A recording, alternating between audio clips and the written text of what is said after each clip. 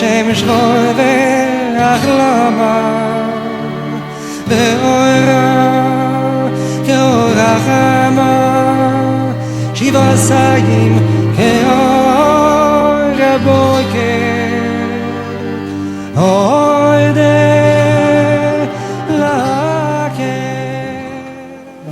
Écoutez, sur la Torah 27, Amud Resh Tedvav. Vatan itnarosh v'nashuva Mitzrayim.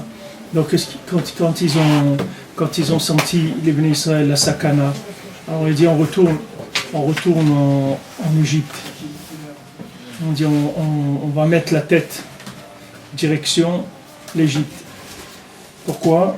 Comme on a expliqué, comme il expliqué à Rabbi Nathan, il dit que maintenant, dès que quelqu'un commence à sentir l'amertume qui vient, la mériroute qui vient pour émettre, réparer ces fautes qu'il a faites, il y a une tendance à vouloir se débarrasser complètement de l'amertume et de vouloir retourner vers quelque chose qui, pour lui, c'est plus facile ou plus agréable.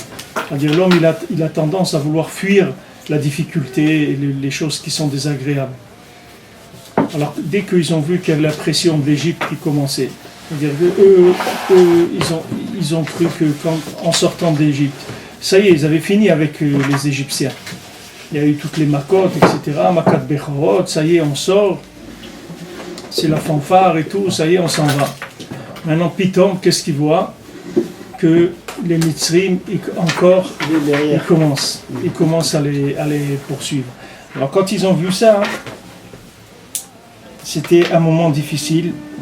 Comme on dit ici, Vatan itnarosh v'nashuva Mitzrayim bertifatam et Israël bemar limar, c'est-à-dire mar limar, c'est-à-dire c'était, on a dit l'amertume qu'il fallait passer pour arriver au shalom, c'est-à-dire toute cette amertume-là, elle était que pour préparer au Matan Torah, c'est-à-dire tout ce qu'ils ont vécu là, c'était pour pouvoir avoir un Matan Torah qui était valable.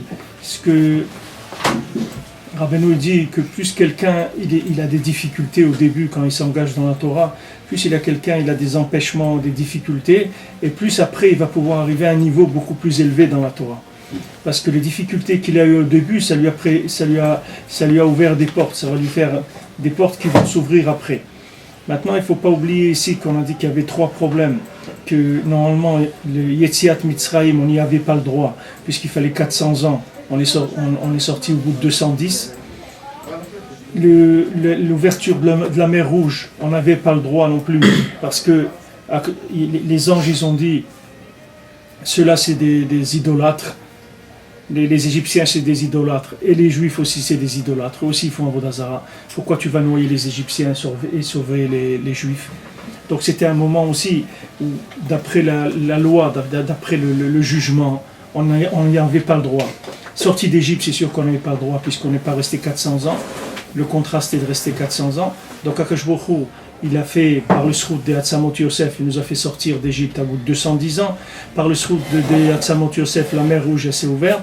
Et maintenant, pour Matan Torah, Akash Baruch Hu, c'est sûr qu'on n'était pas raoui Matan Torah, parce que comme on dit, Matan Torah, c'est comme on dit la cerise sur le gâteau. C'est déjà, tu n'as pas le droit de sortir d'Égypte, tu n'as pas le droit de la mer Rouge, qu'est-ce qu'on va te donner la Torah?